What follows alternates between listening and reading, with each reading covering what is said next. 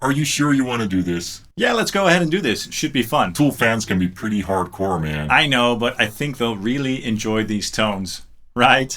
Hey guys, John here from Sonic Drive Studio. In today's video, I'm going to try to sound as close as possible to Adam Jones from Tool, using the gear that I have at my disposal, of course. Now, Tool and Adam Jones fans can be very passionate, and rightfully so, because they're a great band and he's a great guitarist, but I think that I can get some great results here. Let's just start by taking a listen to the final results that I got, and then afterwards I'm going to show you guys how I got those tones, okay? Check it out.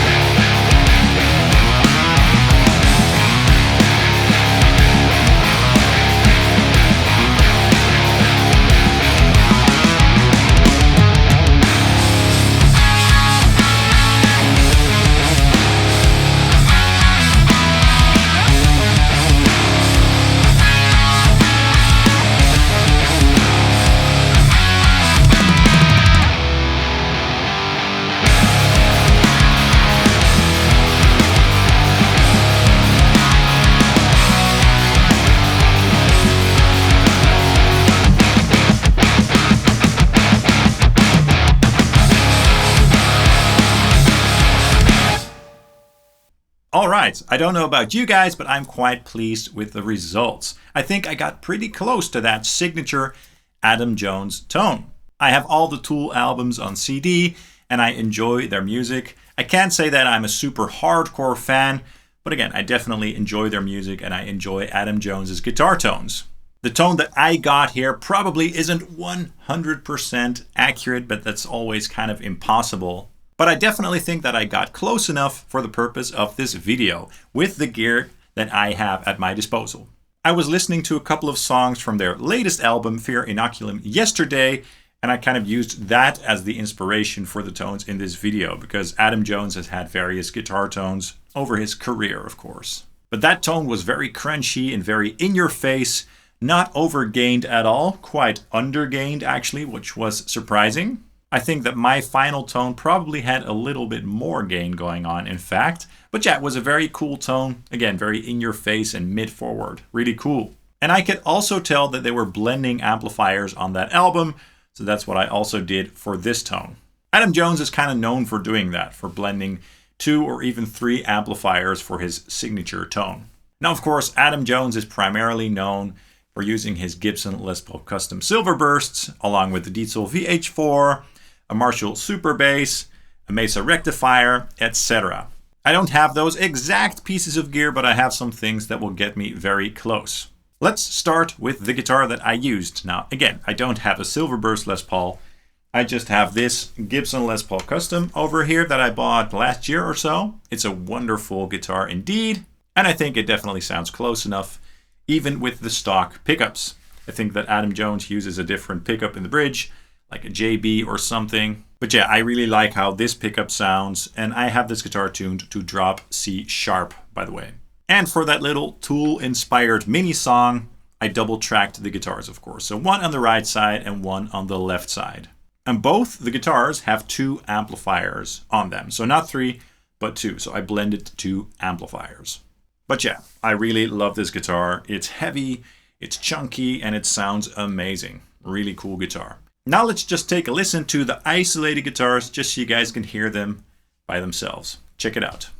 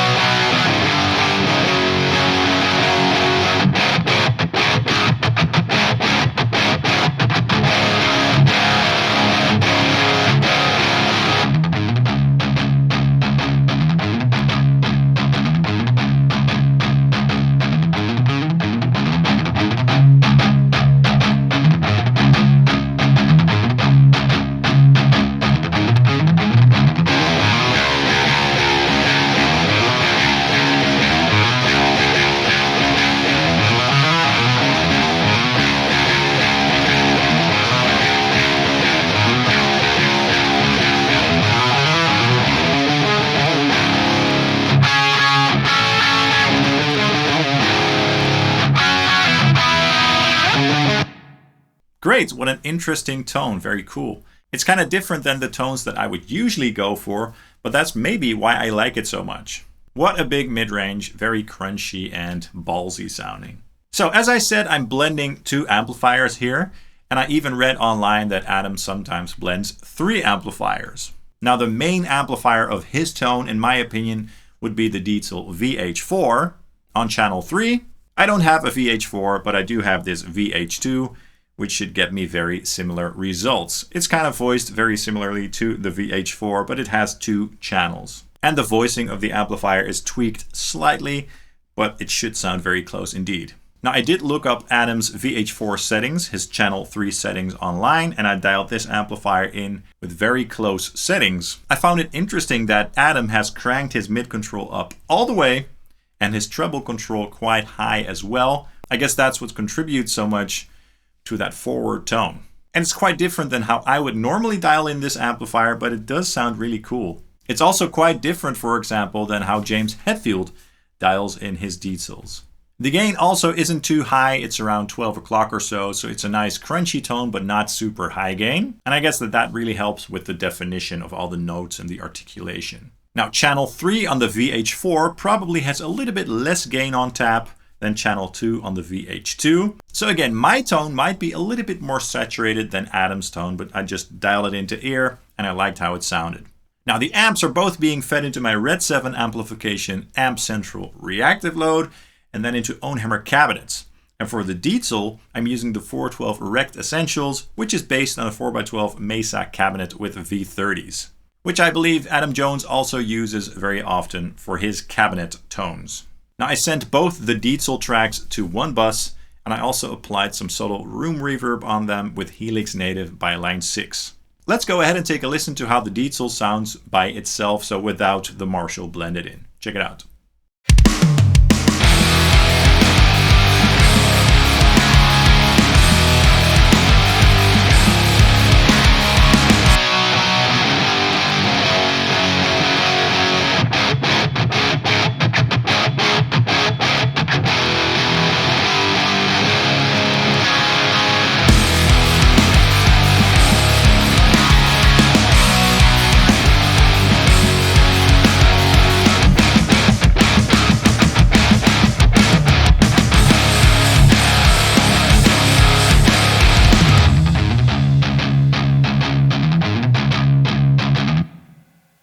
Great, so that's the core of the sound, and it definitely reminds me of Adam Jones's guitar tone.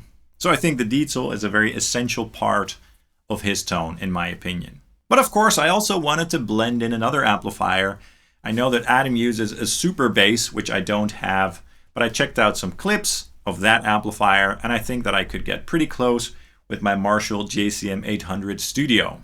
Now, listening to the tones on that album, my goal was to create a crunchy tone with this amplifier, which is very easy with this Marshall, of course. You know, very mid-forward and articulate sounding with a lot of clarity.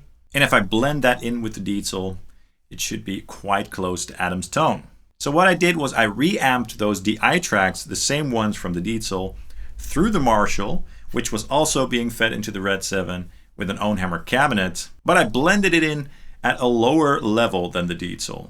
With blending amplifiers, in my experience, you always have to kind of experiment with the levels a little bit to get the balance just right. And even with this amplifier at a lower level, it still has a huge impact on the guitar tone. Let's take a listen to what happens when I take this amplifier in and out of the mix of the guitar tone. Check it out.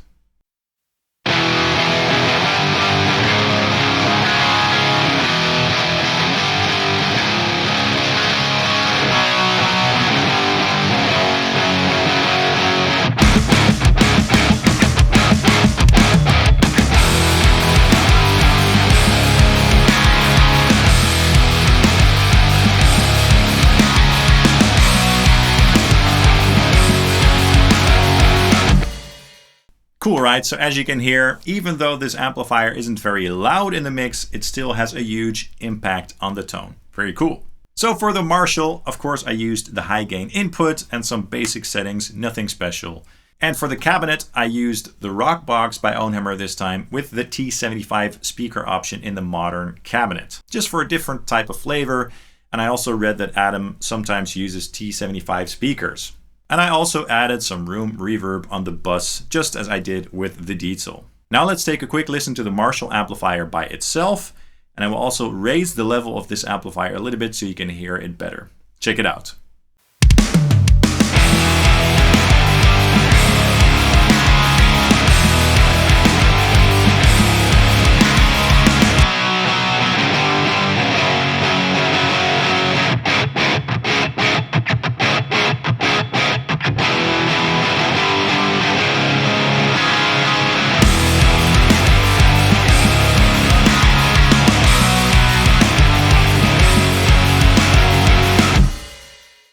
Alright, so quite different sounding than the Diezel, right? Much more MIDI, much more crunchy, and yeah, it has that typical Marshall bite going on.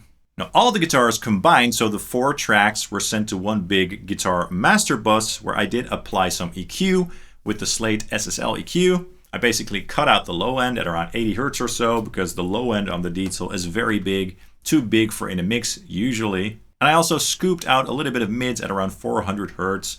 Because it sounded a little bit too boxy to my ears. Let's do a quick A-B comparison with the tone with the EQ on and off. Check it out.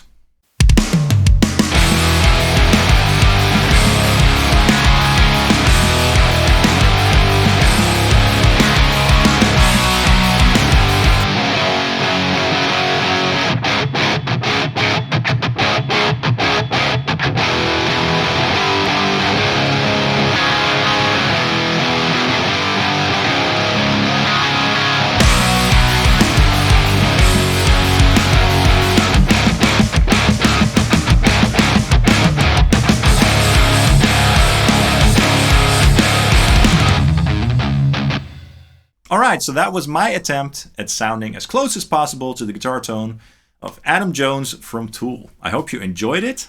And what do you guys think? Did I get close enough or should I have done some things differently? Let me know in the comments down below. That's all for this video. I hope you enjoyed it and that you found it useful. If you enjoyed it, please drop a like and subscribe down below, as that really helps the channel out. I'd hugely appreciate that. And of course, you can also follow Sonic Drive Studio on Facebook and Instagram. Thank you guys so much for watching, and I hope to see you soon. Cheers. Man, the Tool fans are gonna be pissed. I hope not. I think I got pretty close, didn't I? Yeah, I think you got pretty close too, but those Tool fans can be so hardcore and so passionate. Oh well, I guess we'll see.